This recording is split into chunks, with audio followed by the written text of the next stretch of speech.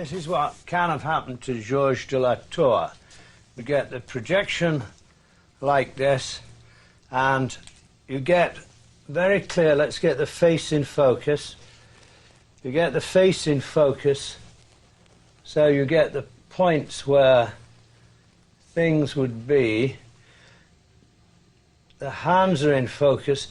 Then, to make this dress in focus at the feet, you see you're moving it. You see how she's been lengthened.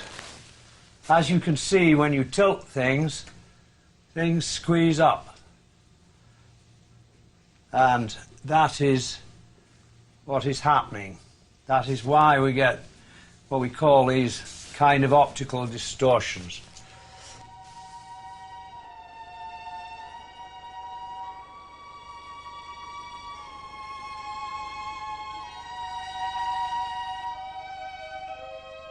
You see, it's a very simple way the lens can move. It just tilts that way or that way.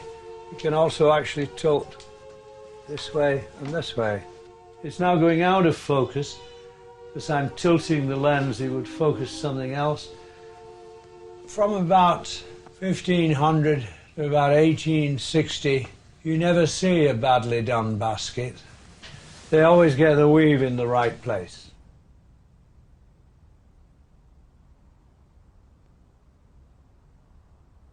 The projection itself here is just simply ravishingly beautiful. The different tones of greys that are set up here, tiny highlights you can see.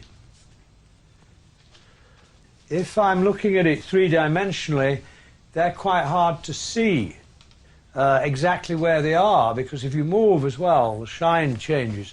Here it does not. It will not change. Beautiful, absolutely beautiful. Techniques of using the lens, of course, varied enormously. The work doesn't have to look like a photograph. Frans Hals, for example, never made a drawing. There's no known drawing by him. He worked straight onto the canvas with very loose brushwork, yet the underlying precision is uncanny. Almost no drawings survive from Velázquez either. He didn't seem to make many. I always wondered, how did he paint that silk so perfectly, so fast?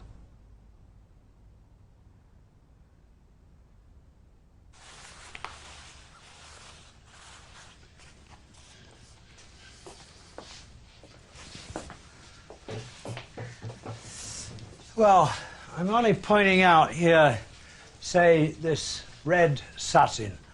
Now, of course, this isn't the real Pope. This is a Hollywood Pope.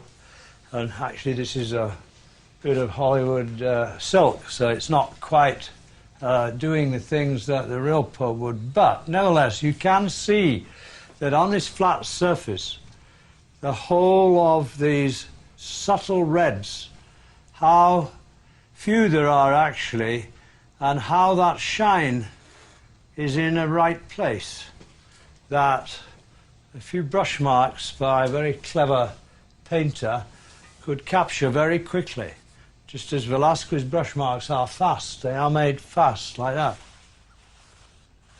I'm just making the point that on the flat surface, as you can see, the folds and subtleties of highlight are all here, absolutely, and very beautiful, absolutely very beautiful to look at.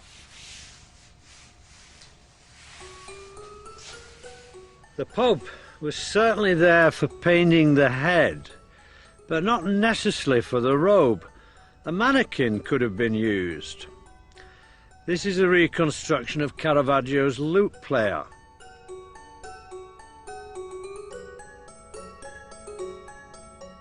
Once you see a projection like this, you fall in love with its magic, capturing the three-dimensional world on a two-dimensional surface. For an artist to see it is to use it. They would have been thrilled. I must point out, of course, that not all artists would have used optics directly. But once one did, others would see the result and be influenced by the look. We still are.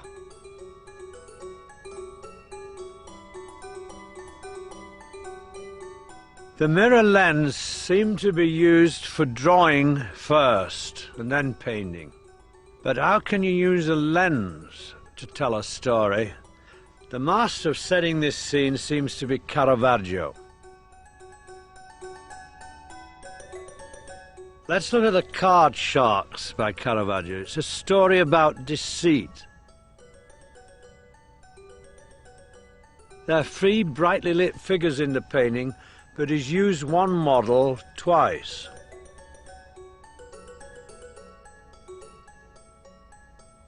The space between the characters is quite shallow and they appear pressed together. And the standing man is surely meant to be looking over the boy's shoulder at his hand of cards, but there seems to be some confusion. He's actually looking at the back of the boy's head.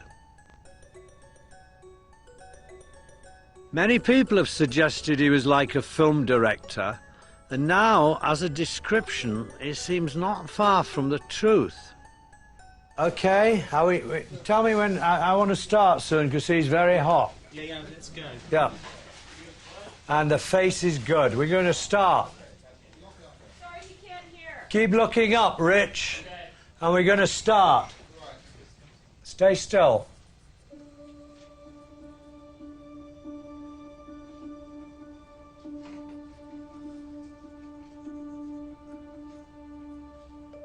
The first problem is the lens can only project one model at a time.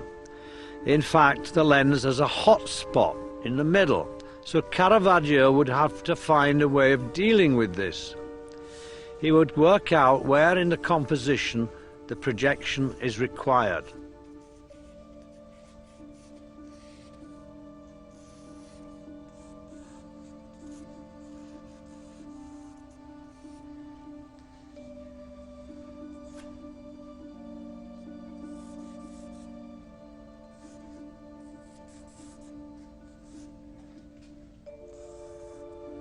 Now, wait a minute.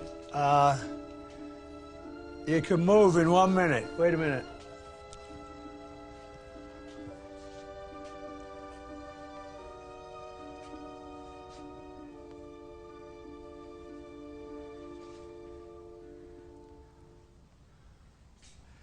Rich, you can move away in...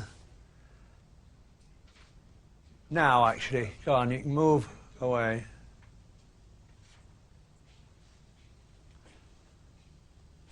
Okay, now, I want to do his hand. Another essential is to decide where to focus the lens.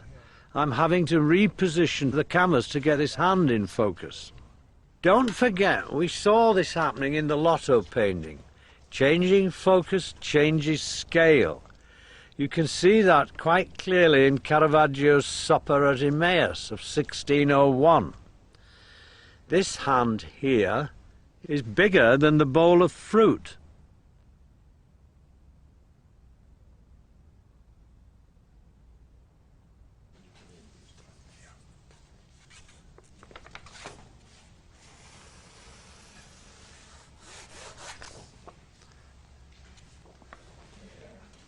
He's going to be here.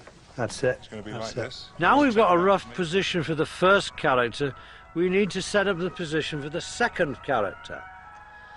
I'll be using the same model like Caravaggio, but while the model is changing, I'm using a standing to set up the position as you would in a movie studio.